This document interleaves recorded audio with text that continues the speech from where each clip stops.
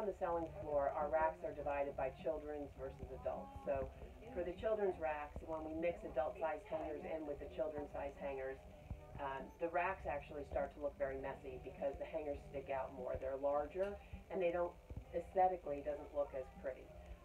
Also on the selling floor, when we use the wrong size hangers, garments either fall off and they're on the floor, customers tend not to pick them up, or they lay the garment on top of the rack instead as they pick it up off the floor, and then we also have a messy floor. So, this is a kid's top, and the size is 3T, but it's been hung on an infant hanger.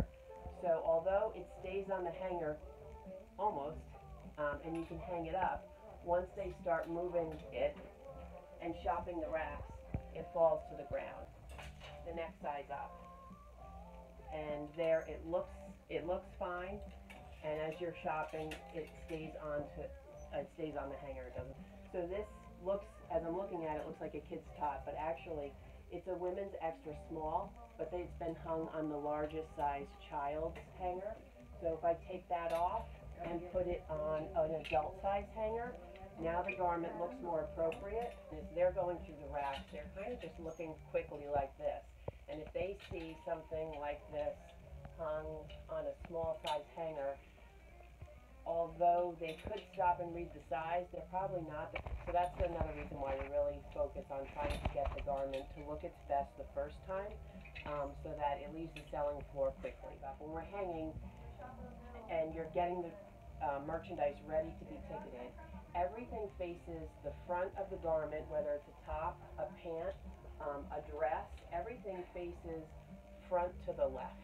So, and the hanger looks like a question mark.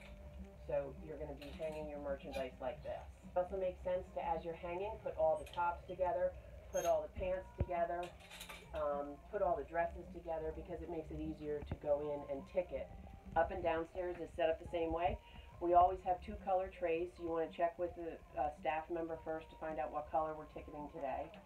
And there's always a price guide sheet in every ticketing area. It's a very general sheet, but it gets everybody started.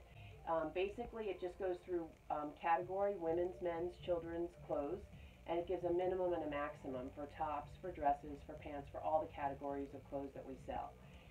Then it's up to you, as you're looking at the item, to decide if it's a better brand. If it's very well worn, you might want to price it less. If it looks hardly ever worn, you might want to price it a little more. When you do price, we also make sure that we ticket for any of the tops. We go through the tag itself from the manufacturer. This way we're not leaving a hole in the garment. This shirt, the size is printed right on the garment. Then we try to go through one of these upper and inner seams, so that, again, we're not going all the way through the garment. If it's pants, you're going to do the same thing.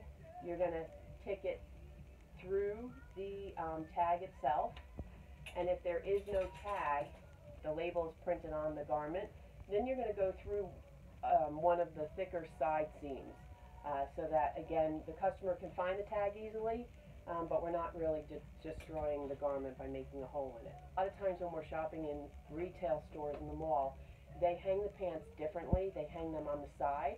We hang all of our pants flat front, so that this way, if there is a size printed, you can see it right here, and the customer doesn't have to take the garment off the hanger. When they do that, they tend not to rehang it, and again, the shop gets messier quicker. So take our gun and make sure it has what we call bullets in it, and you put the tag right through the needle point, and it is a sharp needle, so just be careful. And then you come, and anywhere on the tag, you're going to stick your needle right through, like that. Once it's through, I tend to hold it down with my fingers, and you squeeze the trigger. And once you see that little plastic tab pop up, you know it's been, secure. And the tag is still attached, so you just want to gently pull, and now your tag is attached. On this one, I'm going to gently pull it through. I'm going to still hold down my tag. The gun, I squeezed, the bullet came out.